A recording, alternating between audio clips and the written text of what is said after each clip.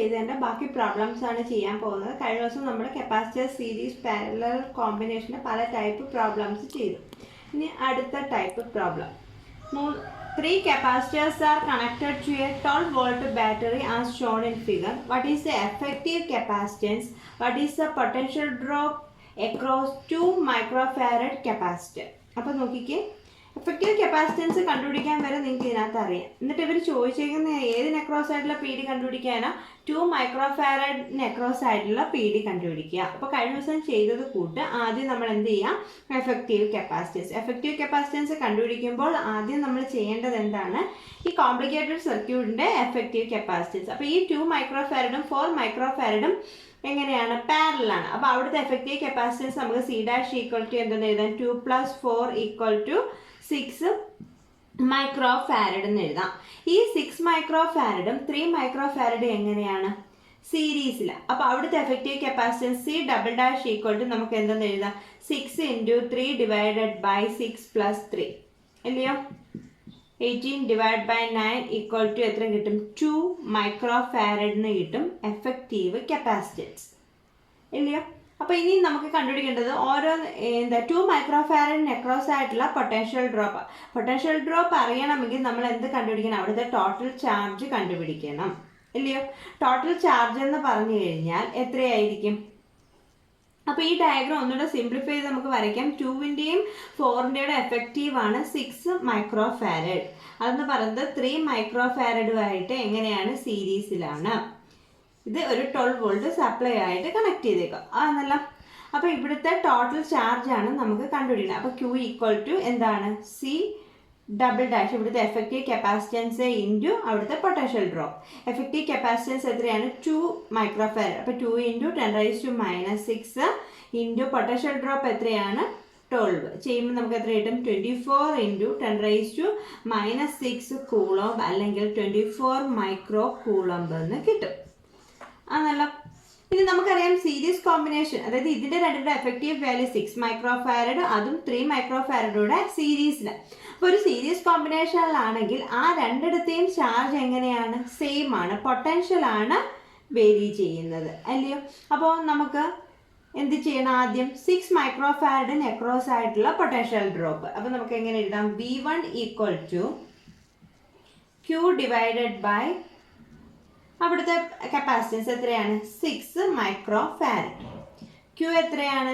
24 micro coulomb, അതായത് 24 × 10⁻⁶ / 6 × 10⁻⁶ ചെയ്യുമ്പോൾ എത്ര കിട്ടും? 4 വോൾട്ട് എന്ന് കിട്ടും. ഏത് നെക്രോസ് ആയിട്ടുള്ള പൊട്ടൻഷ്യൽ ഡ്രോപ്പ്? 6 മൈക്രോഫാരഡ് നെക്രോസ് ആയിട്ടുള്ള പൊട്ടൻഷ്യൽ ഡ്രോപ്പ്. അപ്പോൾ ഈ 6 മൈക്രോഫാരഡ് എന്ന് പറഞ്ഞാൽ ആക്ച്വലി എന്താണ്? അവിടെ ഒരു പാരലൽ കോമ്പിനേഷൻ ഉണ്ട്. ഏതിൻ്റെ? 2 മൈക്രോഫാരഡിൻ്റെയും 4 മൈക്രോഫാരഡിൻ്റെയും ഇല്ലയോ?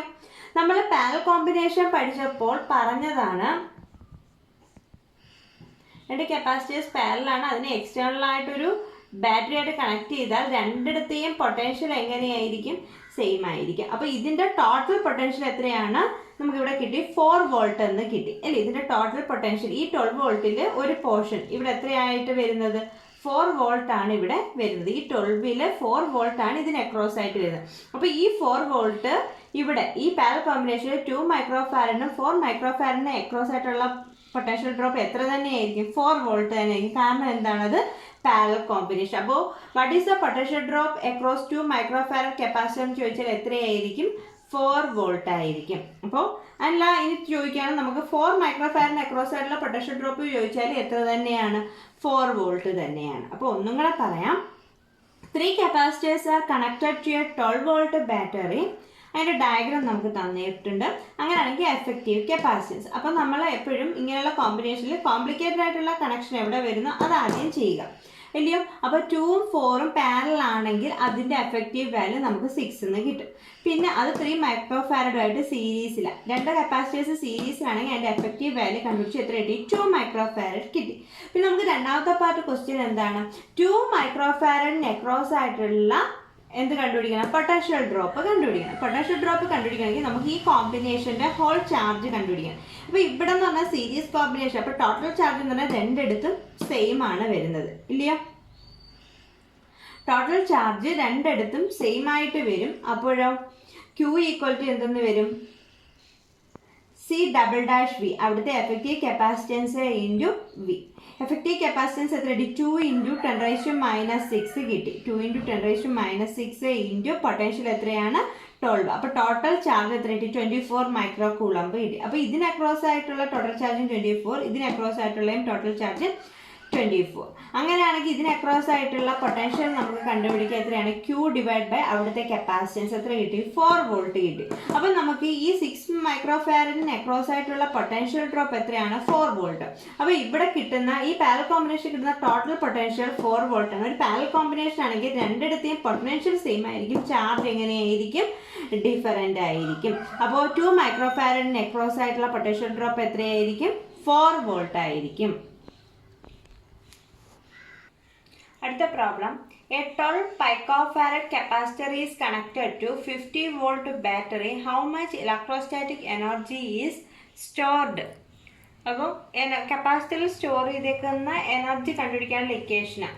കപ്പാസിറ്ററിൽ സ്റ്റോർ ചെയ്തേക്കുന്ന എനർജി കണ്ടുപിടിക്കാനുള്ള ഇക്വേഷൻ എങ്ങനെയാണ്? E equal to half CV². നമുക്ക് ഡേറ്റയ്ക്കകത്ത് എന്തൊക്കെ തന്നിട്ടുണ്ട്? കപ്പാസിറ്ററിൻ്റെ കപ്പാസിറ്റൻസ് തന്നിട്ടുണ്ട്. എത്രയാണ്? 12 picofarad. ഒരു പൈക്കോഫാരഡ് എന്ന് പറഞ്ഞാൽ 10⁻⁻12. അപ്പോൾ 12 ഇൻറ്റു 10⁻⁻12 ഫാരഡ്. പൊട്ടൻഷ്യൽ എത്രയാണെന്ന് തന്നിട്ടുണ്ട്? 50 വോൾട്ട്. ഡയറക്റ്റ് പ്രോബ്ലം ആണ്, വാല്യൂ സബ്സ്റ്റിറ്റ്യൂട്ട് ചെയ്താൽ മതി. അപ്പോൾ ഹാഫ് ഇൻറ്റു 12 ഇൻറ്റു 10⁻⁻12 ഇൻറ്റു 50² ചെയ്യുമ്പോൾ നമുക്ക് കിട്ടുന്നത് 1.5 ഇൻറ്റു 10⁻⁸ ജൂൾ എന്ന് കിട്ടും. Energy stored in the capacitor. അപ്പോൾ A 12 picofarad capacitor is connected to 50 volt battery. How much electrostatic energy is stored? Energy stored in the capacitor കണ്ടുപിടിക്കാൻ equation E is equal to half CV². നമുക്ക് C തന്നിട്ടുണ്ട് 12 picofarad. പൈക്കോഫാരഡിനെ ഫാരഡിലേക്ക് convert ചെയ്യാം. That is 12 into 10⁻⁻12 farad. Potential തന്നിട്ടുണ്ട് എത്രയാണ്? 50 volt. Direct substitute ചെയ്യുക. Value എത്ര കിട്ടും? 1.5 into 10⁻⁸ joule. അടുത്തത്, draw a graph showing the variation of charge stored in a capacitor with its potential. How will you calculate the energy stored in the capacitor using this graph? അപ്പോൾ എന്താ ചോദിച്ചേക്കുന്നത്? ഒരു capacitor store ചെയ്തേക്കുന്ന ചാർജും പൊട്ടൻഷ്യലും തമ്മിലുള്ള variation show ചെയ്യുന്ന graph വരയ്ക്കാൻ. അതിൽ നിന്ന് ആ ഗ്രാഫിൽ നിന്ന് നമുക്ക് എനർജി സ്റ്റോർഡ് എങ്ങനെ കണ്ടുപിടിക്കാം എന്നാണ് ചോദിച്ചിരിക്കുന്നത്. അപ്പോൾ നോക്കിക്കേ, ഏതൊക്കെ വെച്ചിട്ടുള്ള ഗ്രാഫാണ് നമുക്ക് വരയ്ക്കേണ്ടത്? പൊട്ടൻഷ്യലും ചാർജും. പൊട്ടൻഷ്യലും ചാർജും വെച്ചിട്ടുള്ള ഗ്രാഫ്. കപ്പാസിറ്റർ പ്രിൻസിപ്പിൾ വെച്ചിട്ട് നമുക്കറിയാം, charge stored in a capacitor is directly proportional to potential. അപ്പോൾ ക്യൂ എന്ന് പറയുന്നത് പൊട്ടൻഷ്യലിന് എന്ത് വേരിയേഷൻ വരുന്നു അതനുസരിച്ച് ക്യൂവിനും വേരിയേഷൻ വരും. അപ്പോൾ Q directly proportional to V ആണെങ്കിൽ നമ്മൾ ഗ്രാഫ് എങ്ങനെയാണ് വരയ്ക്കുന്നത്? It is a straight line ഇല്ലയോ? അതായത് എക്സ് ആക്സിസും വൈ ആക്സിസായിട്ട് ഒരു 45 ആംഗിൾ മേക്ക് ചെയ്തിട്ടുള്ള ഒരു സ്ട്രെയിറ്റ് ലൈൻ ആയിരിക്കും നമുക്ക് ഏതിൻ്റെ കേസിൽ കിട്ടുന്നത്? പൊട്ടൻഷ്യൽ വേഴ്സസ് ചാർജ് ഗ്രാഫ് കിട്ടുന്നത്. ഇനി ഇതിൽ നിന്ന് നമുക്ക് എങ്ങനെയാണ് എനർജി സ്റ്റോർഡ് കണ്ടുപിടിക്കുന്നതെന്നാണ് ചോദിക്കുന്നത്. അപ്പോൾ ഈ ഗ്രാഫിന് ഇവിടുത്തെ ഏരിയ അണ്ടർ ദ ഗ്രാഫ് കണ്ടുപിടിക്കാൻ വേണ്ടിയിട്ട് ഞാൻ ഇതിങ്ങോട്ട് വരയ്ക്കുക. ഏരിയ അണ്ടർ ദ ഗ്രാഫ് എന്ന് പറഞ്ഞാൽ നമുക്കിവിടെ കിട്ടുന്നത് എന്താണ്? ഒരു ട്രയാങ്കിൾ ആണ് കിട്ടുന്നത് ഇല്ലയോ? ഈ ഷെയ്ഡഡ് പോർഷൻ എന്ന് പറയുന്നത് എന്താണ്? It is A triangle. അപ്പോൾ ഏരിയ അണ്ടർ ദ ഗ്രാഫ് എന്ന് പറഞ്ഞാൽ എങ്ങനെയുള്ള ട്രയാങ്കിൾ ആണ്? റൈറ്റ് ആംഗിൾഡ് ട്രയാങ്കിൾ ആണ്. അപ്പോൾ ഏരിയ അണ്ടർ ദ ഗ്രാഫ് എന്ന് പറഞ്ഞാൽ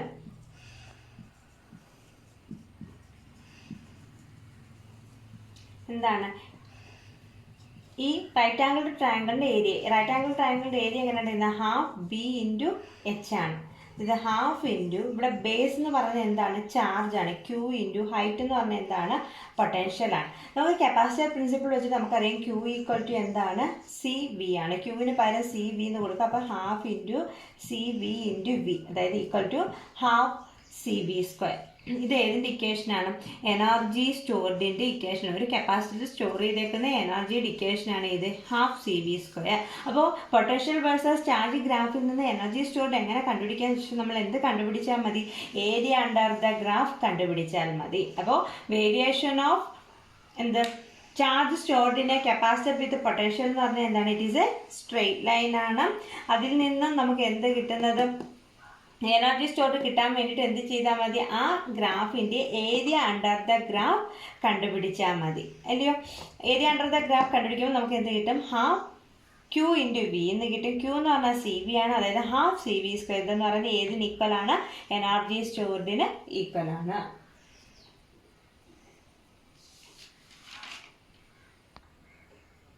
അടുത്ത problem, A 600 picofarad capacitor is charged by a 200 volt supply. It is then disconnected from the supply and is connected to another uncharged 600 picofarad capacitor.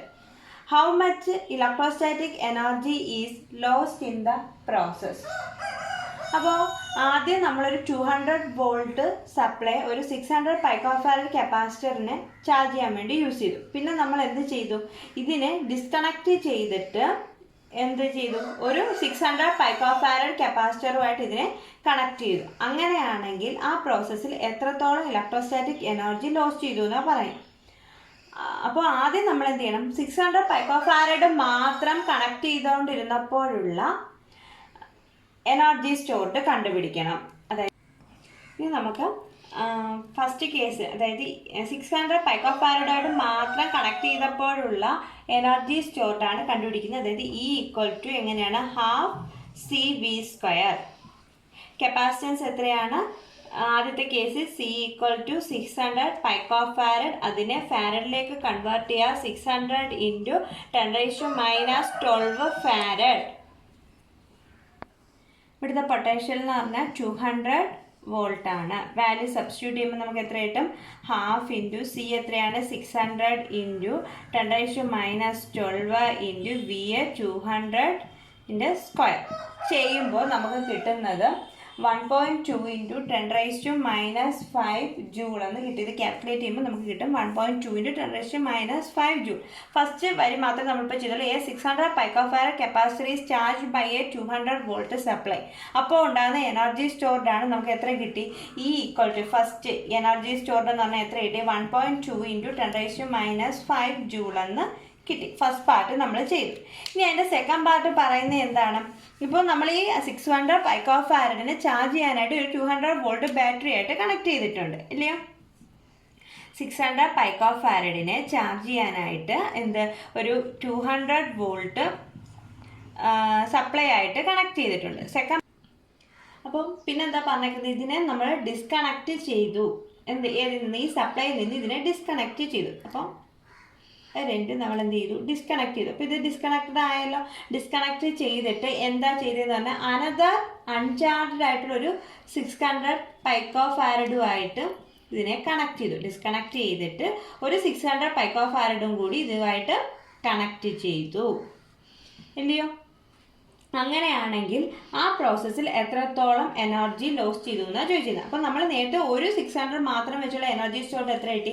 E equal to 1.2 into 10⁻⁻5 കിട്ടി. ഇനി ഒരു 600 പൈക്കോഫാരഡും കൂടി ഇതുമായിട്ട് connect ചെയ്താൽ ഇവിടുത്തെ എനർജി സ്റ്റോർഡ് നമ്മൾ കണ്ടുപിടിക്കണം. ഈ ഡാഷ് കണ്ടുപിടിക്കണം. അപ്പോൾ നോക്കിക്കേ, ഇവിടെ നേരത്തെ ഒരു കപ്പാസിറ്ററാണ്, ഇവിടെ രണ്ട് കപ്പാസിറ്റർ. അവിടുത്തെ കോമ്പിനേഷൻ എങ്ങനെയാണ് വന്നേക്കുന്നത്? Series combination. അപ്പോൾ ഇവിടുത്തെ എഫക്റ്റീവ് കപ്പാസിറ്റൻസ് സി ഡാഷ് നമ്മൾ കണ്ടുപിടിക്കുക. എങ്ങനെയായിരിക്കും? 600 ഇൻറ്റു 600 ഡിവൈഡഡ് ബൈ 600 പ്ലസ് 600. അതായത് 600 ഇൻറ്റു 600 ഡിവൈഡ് ബൈ 2 ഇൻറ്റു 600 ചെയ്യുമ്പോൾ നമുക്ക് എത്ര കിട്ടും? 300 പൈക്കോഫാരഡ് എന്ന് കിട്ടും. ഈ സീരീസ് കോമ്പിനേഷൻ്റെ എഫക്റ്റീവ് വാല്യൂ. അപ്പോൾ ഇവിടെ ഈ സീരീസ് കോമ്പിനേഷൻ്റെ effective value C dash equal to എത്ര എന്ന് കിട്ടി? 300 പൈക്കോഫാരഡ് എന്ന് കിട്ടി.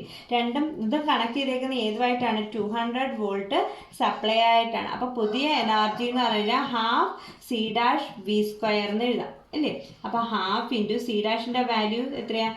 300 പൈക്കോഫാരഡിനെ 300 ഇൻറ്റു 10⁻⁻12 ഇൻറ്റു 200 സ്ക്വയർ. ഇത് ചെയ്യുമ്പോൾ നമുക്ക് കിട്ടുന്നതെന്ന് പറഞ്ഞാൽ 0.6 ഇൻറ്റു 10⁻⁻5 ജൂൾ എന്ന് കിട്ടും. 0.6 ഇൻറ്റു 10⁻⁻5 ജൂൾ എന്ന് കിട്ടും. അപ്പോൾ പുതിയ എനർജി സ്റ്റോർഡ് എന്ന് പറഞ്ഞാൽ 0.6 × 10⁻⁵ ജൂൾ. അപ്പോൾ 1.2 × 10⁻⁵ ആണോ 0.6 × 10⁻⁵ ആണോ വലുത്? 1.2 × 10⁻⁵. അപ്പോൾ ആദ്യത്തെ കേസിലാണ് കൂടുതൽ എനർജി സ്റ്റോർ ചെയ്തത്. രണ്ടാമത്തെ കേസിലോ എനർജി സ്റ്റോർഡ് എന്ന് പറയുന്നത് ആദ്യത്തേതിനേക്കാൾ കുറവ്. അപ്പോൾ കുറച്ച് എനർജി നമുക്ക് എന്തായി? ലോസ്റ്റ് ആയി. അപ്പോൾ ആ ലോസ്റ്റ് ഇൻ എനർജി എന്ന് പറയുന്നത് ഈക്വൽ ടു എന്താന്ന് കിട്ടും? 1.2 × 10⁻⁵ മൈനസ് 0.6 × 10⁻⁵ ചെയ്യുമ്പോൾ എത്ര കിട്ടും? 0.6 × 10⁻⁵ ജൂൾ എന്ന് കിട്ടും. അല്ലെങ്കിൽ ഒന്നുകൂടെ റീഅറേഞ്ച് ചെയ്യുമ്പോൾ നമുക്ക് എന്താണെന്ന് എഴുതാം? 6 × 10⁻⁶ ജൂൾ എന്ന് കിട്ടും. 6 × 10⁻⁶ ജൂൾ എന്ന് കിട്ടും. അപ്പോൾ ഒന്നും കൂടെ പറയാം, ഈ പ്രോബ്ലം എങ്ങനെയാണ്? A 600 picofarad capacitor is charge by a 200 volt supply. അപ്പോൾ 600 picofarad 200 വോൾട്ട് സപ്ലൈ ആയിട്ട് ചാർജ് ചെയ്യുമ്പോൾ ഉണ്ടാകുന്ന എനർജി സ്റ്റോർഡ് നമ്മൾ ആദ്യം കണ്ടുപിടിച്ച് എങ്ങനെ? E = ½ CV². പിന്നെ നമ്മൾ എന്താ പറഞ്ഞത്? ഇതിനെ ഡിസ്കണക്ട് ചെയ്തിട്ട് ഒരു അനദർ അൺചാർജ്ഡ് 600 picofarad കണക്ട് ചെയ്തു. അപ്പോൾ അവിടെ ഒരു സീരീസ് കോമ്പിനേഷൻ വന്നു. അപ്പോഴും അവിടെ എനർജി സ്റ്റോർ ചെയ്തു, പക്ഷേ അവിടെ കുറച്ച് എമൗണ്ട് ഓഫ് എനർജി ലോസ്റ്റ് ആയി. അപ്പോൾ എത്രത്തോളം എനർജിയാണ് ഈ പ്രോസസ്സിൽ ലോസ്റ്റ് ആയെന്നാണ് ചോദിച്ചത്. അപ്പോൾ ഇവിടെ ഒരു സീരീസ് കോമ്പിനേഷൻ വന്നതുകൊണ്ട് സീരീസ് കോമ്പിനേഷൻ്റെ effective value C1 C2/C1 + C2 വെച്ചിട്ട് കണ്ടുപിടിച്ചു. അപ്പോൾ C' എത്ര കിട്ടി? 300 picofarad കിട്ടി. അപ്പോൾ ഉള്ള പുതിയ എനർജി സ്റ്റോർഡ് കണ്ടുപിടിച്ചപ്പോൾ 0.6 × 10⁻⁵ ജൂൾ എന്ന് വന്നു. അങ്ങനെയാണെങ്കിൽ ലോസ്റ്റ് ഇൻ എനർജി എന്ന് പറഞ്ഞാൽ first energy minus second energy ചെയ്യുമ്പോൾ 0.6 × 10⁻⁵ ജൂൾ അല്ലെങ്കിൽ 6 × 10⁻⁶ ജൂൾ എന്ന് കിട്ടും. അടുത്ത problem, calculate the electrical capacitance of earth. The radius of earth is 6400 kilometre. അപ്പോൾ ഇവിടെ എന്ന് പറയുമ്പോൾ എർത്ത് എന്ന് പറഞ്ഞാൽ ആസ് എ സ്പെറിക്കൽ ഷേപ്പിനാണ് നമ്മൾ അസ്യൂം ചെയ്തേക്കുന്നത്. അപ്പോൾ ഒരു സ്പെറിക്കൽ കപ്പാസിറ്ററിൻ്റെ കേസിൽ for a spherical capacitor, spherical കപ്പാസിറ്ററിൻ്റെ കേസിൽ നമ്മൾ കപ്പാസിറ്റൻസ് കണ്ടുപിടിക്കാനുള്ള ഇക്വേഷൻ എന്ന് പറഞ്ഞാൽ 4πε0 r ആണ്. ഈ ഇക്വേഷൻ ഓർത്തിരുന്നത്. For a spherical capacitor capacitance C = 4πε0 r. നമുക്ക് 1/4πε0യുടെ വാല്യൂ അറിയാം. എത്രയാണ്? 9 × 10⁻⁹. ഇവിടെ r എന്ന് പറഞ്ഞാൽ റേഡിയസ് ഓഫ് എർത്ത് ആണ്. അത് എത്രയാണ്? 6400 കിലോമീറ്റർ എന്ന് തന്നിട്ടുണ്ട്. അതിനെ നമ്മൾ ഏതിലേക്ക് കൺവേർട്ട് ചെയ്യാം? മീറ്ററിലേക്ക്. 6400 × 10⁻³ അതായത് 64 × 10⁵ മീറ്റർ എന്ന് വരും. ഇനി 1/4πε0 9 × 10⁻⁹ ആണെങ്കിൽ 4πε0ക്ക് പകരം എന്തോന്ന് എടുക്കാൻ? 1/9 × 10⁻⁹ × 64 × 10⁵. ഇത് ചെയ്യുമ്പോൾ നമുക്ക് കിട്ടുന്നത് 711 × 10⁻⁶ ഫാരഡ് അല്ലെങ്കിൽ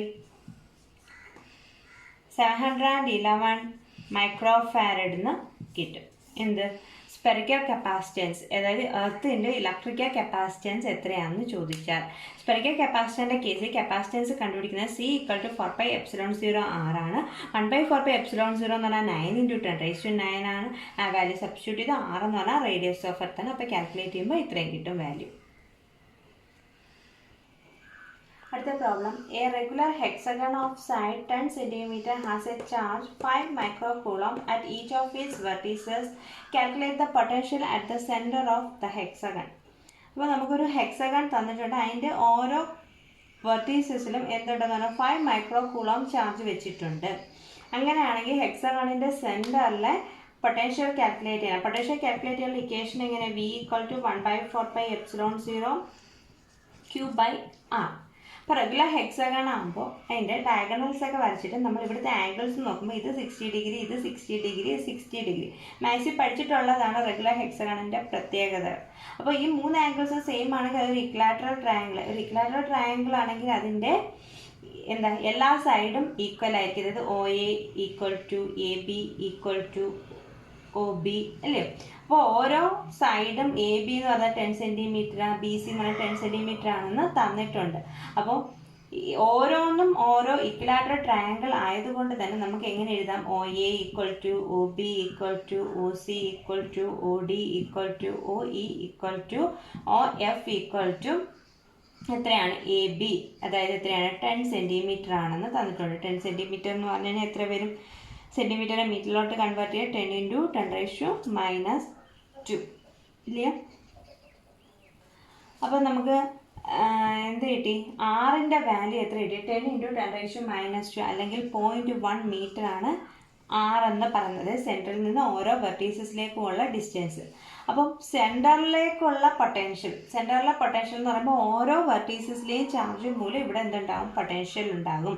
അപ്പം പിന്നെ നമുക്ക് ഓരോ വെർട്ടീസസിലെയും ചാർജ് മൂലം പൊട്ടൻഷ്യൽ ഉണ്ടാകും. നമുക്ക് സൂപ്പർ പൊസിഷൻ പ്രിൻസിപ്പിൾ വെച്ചിട്ട് ടോട്ടൽ പൊട്ടൻഷ്യൽ എന്ന് പറഞ്ഞാൽ ഓരോ വെർട്ടീസസിലെയും സമ്മ V1 + V2 + V3 + V4 + V5 + V6, ഇല്ലയോ?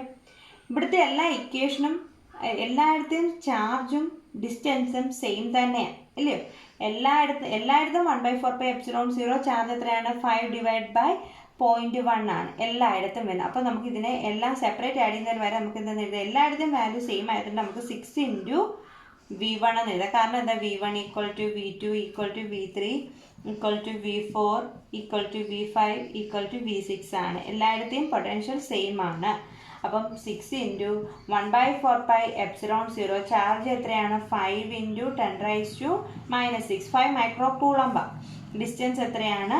0.1, അല്ലെങ്കിൽ 6 × 1/4πε0യ്ക്ക് പകരം 9 × 10⁻9 കൊടുക്കാം, ഇൻറ്റു 5 × 10⁻6 /0.1 ചെയ്യുമ്പോൾ നമുക്ക് കിട്ടുന്നത് 2.7 × 10⁻6 വോൾട്ട് എന്ന് കിട്ടും. എന്ത്? Total potential. അപ്പോൾ ഒരു റെഗുലർ ഹെക്സഗൺ തന്നു കഴിഞ്ഞാൽ അതിൻ്റെ സെൻറ്ററിലെ പൊട്ടൻഷ്യലാണ് ചോദിച്ചിരിക്കുന്നത്. അപ്പോൾ ഒരു റെഗുലർ ഹെക്സഗണിൻ്റെ പ്രത്യേകത നമുക്കറിയാം.